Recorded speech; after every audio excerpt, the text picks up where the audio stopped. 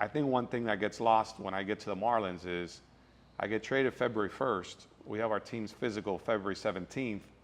February 19th, I'm on an operating table, diagnosed with cancer. So we can touch on that. But I had 3 weeks of radiation after the surgery and all that, and I was just wiped out. Like, I usually swung a 32-ounce bat. I went to a 31-ounce bat, and I swear they had like the donut on it still. I mean, I really lost a lot of strength. So when I finally joined the Marlins, this is February, I joined the Marlins late May, and I just feel weak.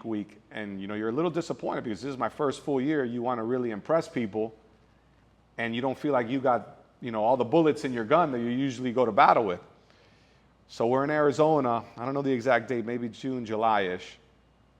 And I made a deal with our strength coach, Rick Slate, that any day that I wasn't playing, after batting practice, we have to go hit the weights. Because I got to find a way to get stronger. Because if I pinch hit or something, there'll be 2.5 hours, 3 hours that go by, we'll be all right. So we're in Arizona, and Randy Johnson's on the mound. Now, this is heyday Randy Johnson with the Diamondbacks.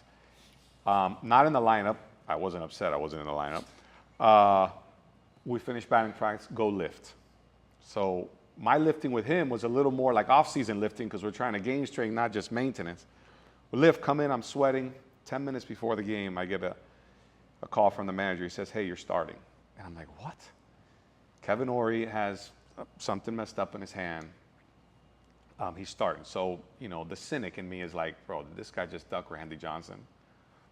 I'm going to give him the benefit of the doubt. Maybe he had something wrong with his hand. So now I just finished lifting. I got to face the unit.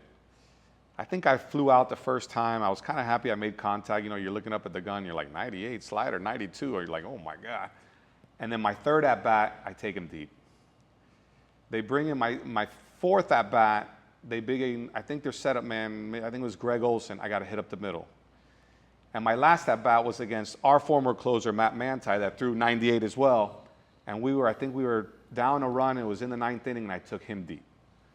And I was like, dude, if I can take Randy Johnson and Matt Mantei deep in the same game, I got to be able to stick. And from that day, I really didn't sit. I didn't sit. So I don't know, maybe the baseball gods lined it up for me to face Randy Johnson that day to prove to myself that you kind of belong in the big leagues. I think it was the first time that I kind of called my dad after and was like, I think I feel strong again, And look at this. This is 25 years later. I still get choked up thinking about, the cancer and all that, because I was like, God, man, I worked so hard to get here, and it's going to be taken away. So that was my rookie year. Had a lot of ups and downs, but way more ups when you look at when you look past it. But as a 24-year-old, 25-year-old, you don't think that way. You think the world's coming to an end.